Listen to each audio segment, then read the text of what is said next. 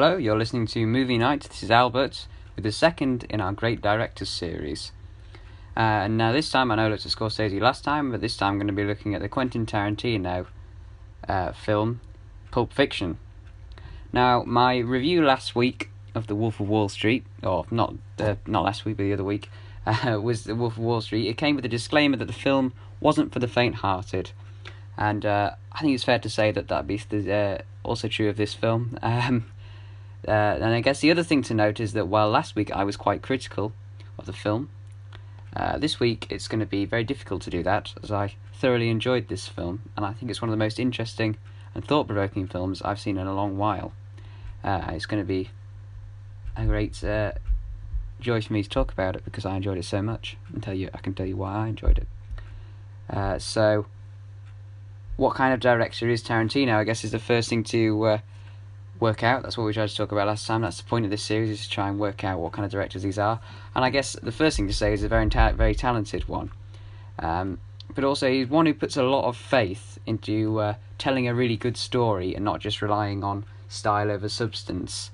It is a very sort of stylized film, but it doesn't mean that there's no story as a result, as is often the case. It has a fantastic story that is told really well almost through the style of the film. It's obviously also quite a gritty sort of film, but I wouldn't necessarily say it's real life in the same way that sort of some other films can be. I think that there are some elements which are quite fantastical about this film, because ultimately the way the characters behave and interact and things is not necessarily a very realistic portrayal, but in my opinion that's not a criticism. That's a good thing. I think it's good. It works really well, and obviously a thing to understand is he's obviously he enjoys the use of violence in his films, but again, to me, because the film is so fantastical, that's not an issue for me. I know that he gets criticised a lot for the level of violent content in his films, but I think that's not especially an issue for me, considering how fantastical this the setup is. So I guess I should start by talking about the plot of this film.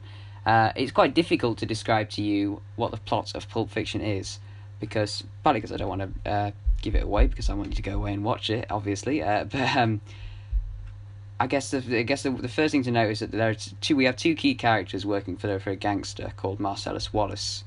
They are Vincent Vega, played by John Travolta, and Jules Winfield, played by Samuel L. Jackson. And the film takes the format of sort of three interwoven stories, primarily around them, or Marcellus Wallace, I guess, as well. First one is about Vincent Vega meeting the wife of his boss. They meet and they have a meal in a very sort of iconic scene in a diner. The second element of this story is the story of Butch Coolidge, who's played by Bruce Willis, who's a boxer paid by Wallace to lose a fight, but he doesn't do that and then has to face the consequences of that. And the final section is the story of Jules and Vincent working together as they get into a problem and then have to cover it up. But I won't say any more than that. I think highlighting the plot is important to highlight the sort of interwoven nature of the stories, and I believe they call it a sort of non-linear plot structure because it doesn't follow a strict sequence of events in the same way, which at one point in the film becomes very clear that it's not a secret, it's just a set sequence of events. But I think that that's one of the reasons why it works so well. So, what do I think is so great about this film? I guess is the important thing to tell you. I love the music in this film, I love the dialogue, I love the pacing, I love the cinematography, the characters, the plot. All of the things like this are just really what makes this film such an interesting film.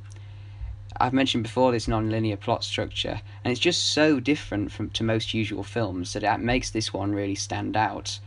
And I think, as well as I mentioned before, it is such a stylized film, and it really has a sense of style. But that doesn't mean that the story is any less effective and any less moving and interesting. And this film therefore manages to sustain the holy trinity, as I like to call it, of style, substance, or plot, and character, of which all three are fantastic as a result of the style. So it's almost like the style sort of drives the plot, but they work together in the same way that the stories are all interwoven. All the elements of the film come together to make it such an effective film overall. So if I was to tell you my sort of favourite character, I think that it's the Samuel L. Jackson, Jules character. I think that it is his best film role, which is, again, very difficult because he's such a talented actor. I think that it's difficult to give a good film because all of the films I've seen him in are really good. I think he has some fantastic, and much as I hate the word iconic, it is iconic dialogue. But I also think John Travolta gets a lot of credit. Should get a lot of credit. This helps sort of revitalise his career, I know, and rightly so because he's a very talented actor. And Uma Thurman does a great job as well in that role. And again, I know she got more film roles on the back of this, which she thoroughly deserves. She's a very talented actor. She is, of course, in Batman and Robin as well. A brilliant film. And my favourite scenes would have to be... Picking a favourite scene in this film is so incredibly difficult because there's so many different scenes that are both interesting and brilliantly well made.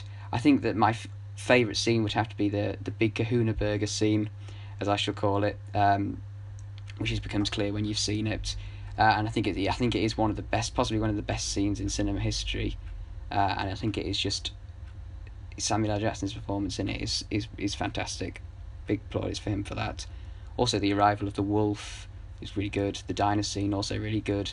But again, I say it's so incredibly difficult to pick one because the whole thing is just so dynamic and interesting.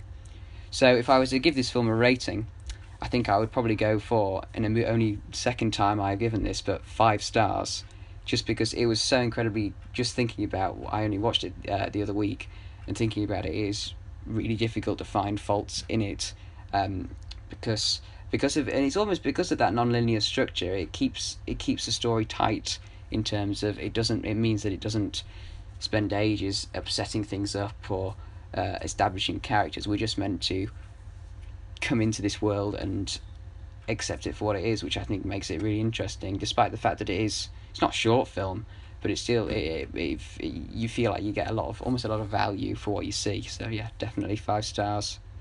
So next time, I'm not exactly sure what I'll be doing. I'm not sure whether I'll do just a regular quick review or in the great directors.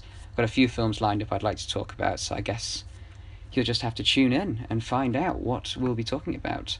So thanks for watching. Don't forget to like and subscribe for more videos. Thank you.